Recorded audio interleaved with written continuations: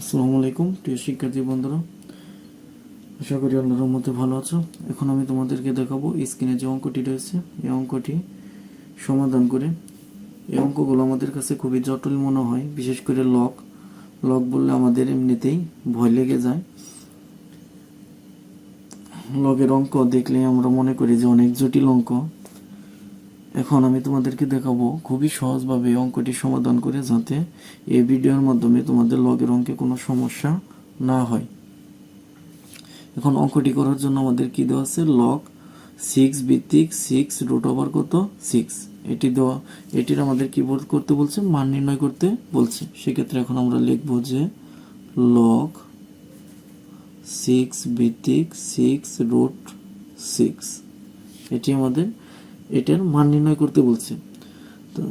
তাহলে লগ 6 ভিত্তিক এটা এইভাবেই থেকে যাবে 6 6 আর রুট 6, অর্থাৎ আমরা জানি যে রুটের মান কত, হাফ। রুটের মান কত আমাদের হাফ, অর্থাৎ কোনো কিছুর উপরে যদি রুট থাকে, যেমন রুট এ, এই রুটটাকে উঠানোর জন্য আমরা এখানে লিখতে পারি কি এ টু দি পাওয়ার কত 1/2, অর্থাৎ রুটের মান কত আমাদের হাফ।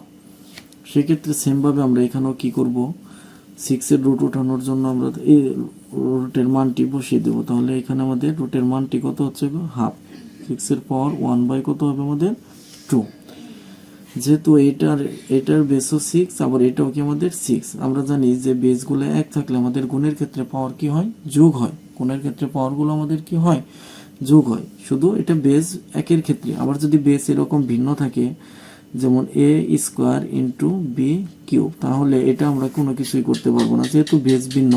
আবার যদি এরকম থাকে B to the power 4 into B, সেক্ষেত্রে আমরা কি করতে পারবো, যেহেতু এটার বেসগুলো এক, তার মানে এটার পাওয়ারটা কি করে দিতে পারবো, আমরা যোগ করে দিতে পারবো। সেক্ষেত্রে আমরা লিখতে পারবো দুটাই থেকে একটা বি ঠিক রাখবো।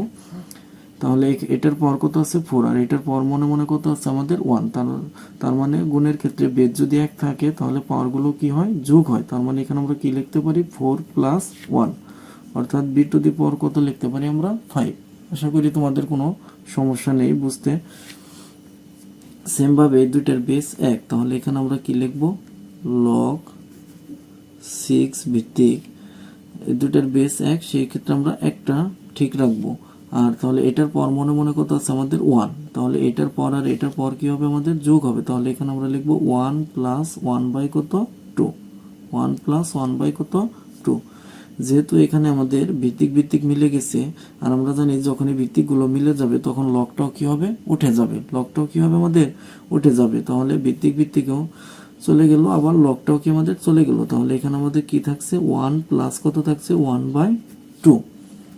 সেক্ষেত্রে এখন এখানে আমাদের কি হচ্ছে লসাগু, এখানে আমাদের কি হবে লসাগুটি কত হবে আমাদের 2।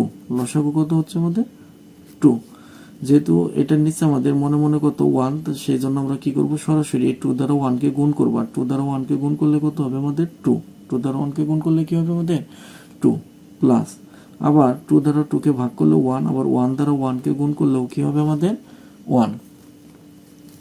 তার মানে এখানে আমাদের কত হচ্ছে 2 + 1, তার মানে কত হচ্ছে এখানে আমাদের 3। এখানে কত হচ্ছে আমাদের 3, আর এখানে কত হচ্ছে আমাদের 2।